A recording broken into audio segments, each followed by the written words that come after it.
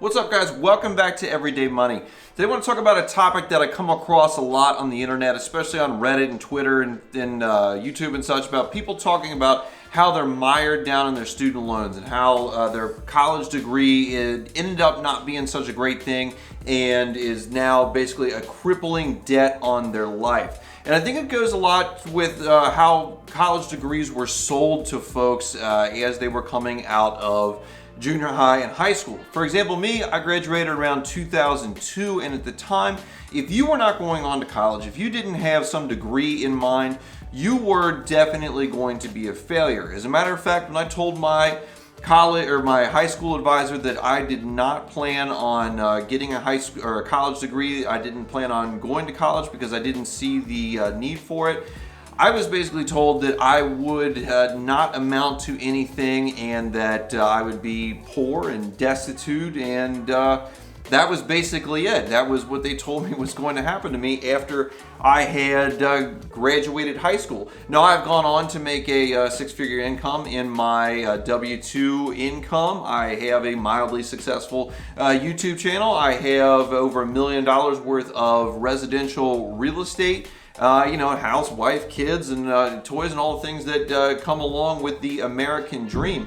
So what is going on with the college degree? Why isn't it necessarily working out for folks as far as having being the guaranteed gateway to well-being, to wealth, to money that it was promised to be? Because I think everyone that's probably in my age, that 20s, 30s, 40s, maybe early 50s, can remember seeing the graphs that showed like, well, if you didn't graduate high school, you would make like $10,000 a year. And if you were only a high school graduate, the most you could ever make would be like $30,000 a year. And if you graduated college, it would be like $60,000 a year. And if you got a master's degree, it would be $100,000 a year, and et cetera, et cetera. And basically that if you didn't get a college degree, that you were not going to make it in the world. And what I think that it has to go back to is that the folks that were giving us this information that had told us that a college degree was everything came from the previous generation. And I never really like to get into the generational warfare between like the boomers and the millennials or the Gen X's or whatever.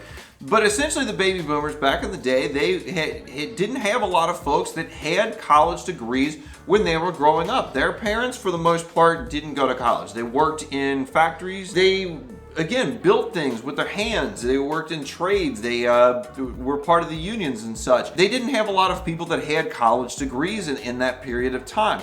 Now, along come the baby boomers, and in the generation before them set the stage for those folks to be able to go to college, get a degree, and that was a major thing back in those times because it was a rare thing for someone to end up having a college degree. For the most part, people didn't have them. So if you did have a college degree, you had something that was in high demand, that there weren't a lot of folks out there who had them. Now, if you fast forward to today, you have almost everyone has a college degree. Essentially, since I was in school, since I was in very early elementary school, it was go to college, go to college, go to college, go to college, and that was all that there was. So everyone, for the most part, said, okay, that's what we have to do, and ended up going to college and getting this degree, no matter what the cost was. Now, you see, that is a major difference between then and now. Back then, it was relatively inexpensive to get a college degree. You could literally get a part-time job and pay for your college degree because it wasn't that terribly large amount of money. Fast forward to today, and tuition has greatly outpaced the rate of inflation. It's extremely expensive even to go to a local community college and get a 4-year degree. And a lot of that, in my opinion, has been driven by the easy credit that is available by the government to take loans for these college degrees. So then colleges can charge more in order to get that degree, and there is basically guaranteed credit back here on the back end to get you to finance that degree. The kicker is that now that most people have a college degree, there is not that scarcity. It's not a rare thing anymore. It'd be like if everyone was driving around in Ferraris and Lamborghinis. It would still be a nice thing. It would still be very cool. But if it all of a sudden became very common, you would stop, looking at them when they went by.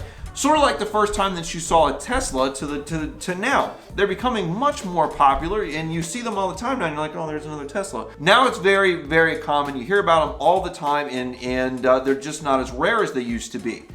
So when something becomes more rare or becomes less rare, it becomes less valuable as well. And so these folks are finding out that they are not getting this guaranteed money that they were promised in order to get this degree. So now instead of coming in and making the 60, 70, 80, $100,000 that they thought they were going to get, a college degree might only qualify you for $40,000 to $50,000 starting. As a matter of fact, there's a company here that hires only people with college degrees, but they don't even care what it is. And that just, it just kind of waters down the entire thing where they're just like, yeah, whatever, you got a degree, come on. Because if you went and studied something for a long period of time, you have a degree in that, that should be worth something, in my opinion. And if they're just like, yeah, get in with the rest of the people with the degrees, it sort of just confirms my theory that the college degree has been watered down quite a bit from what it was before. And now there's no reason really to blame the previous generation for recommending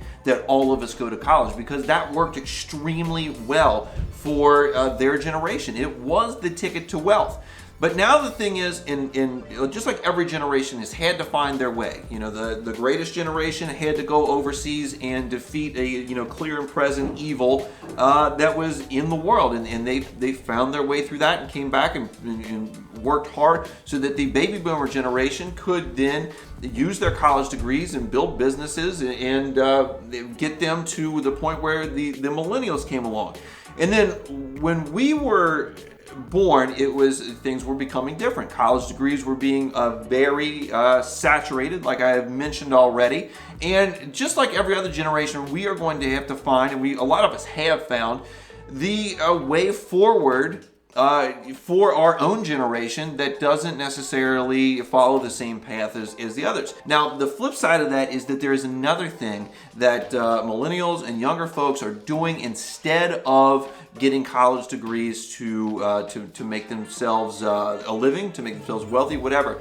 They're going out and getting trade certificates, because the things that used to be very popular as far as like plumbers, electricians, HVAC folks, and people that work with their hands, that assemble things that are critical to everyday life.